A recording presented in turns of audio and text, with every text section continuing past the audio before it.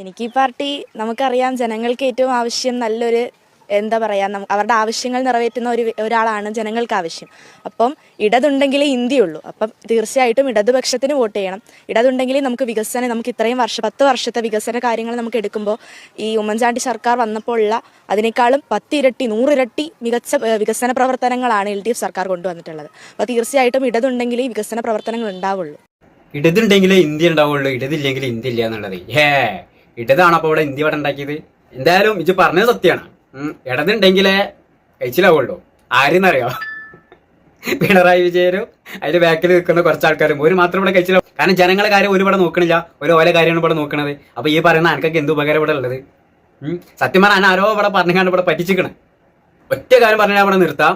ഈ കേരള ഭരണത്തിന് മുഖ്യമന്ത്രി ആയിക്കാണ്ട് ഇരുന്നിട്ടുള്ള ആൾക്കാരിലെ ഇപ്പക്കത്തെ മുഖ്യമന്ത്രി കേട്ട അത്രയും തെറികളും ശാപങ്ങളും ഒരു മുഖ്യമന്ത്രി നമ്മൾ കേരളത്തിന്റെ മണ്ണിലൂടെ കേട്ടിട്ടുണ്ടാവില്ല.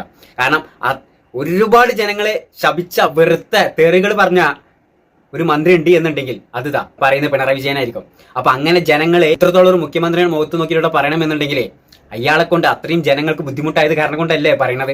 എന്നിട്ടും ഇവിടെ വന്നിട്ട് LDF സർക്കാർ ഇവിടെ ഉണ്ടെങ്കിൽ മാത്രമേ ഇവിടെ ഇന്ത്യ ഉണ്ടാവുള്ളൂ, എന്നെങ്കിൽ മാത്രമേ ഇവിടെ രക്ഷ ഉണ്ടാവുള്ളൂ എന്നൊക്കെ അവിടെ നിന്നാണ് പറയുമ്പോൾ ഒരു ഇത്രയെങ്കിലും ഇത്തിരി ഒന്ന് പുറകിലോട്ടൊന്ന് ചിന്തിച്ചുകൊണ്ട് ഇങ്ങനെയൊക്കെ ആൾക്കാർ പറഞ്ഞിട്ടുണ്ടോ എന്നുള്ളത് നോക്കിക്കാണ്ട് ഇവിടെ വന്നുകൊണ്ട് പറയുന്നില്ല. പിന്നെ ഒരു കാര്യം ഉണ്ട്, നമ്മളത് നോക്കിയിട്ടില്ല.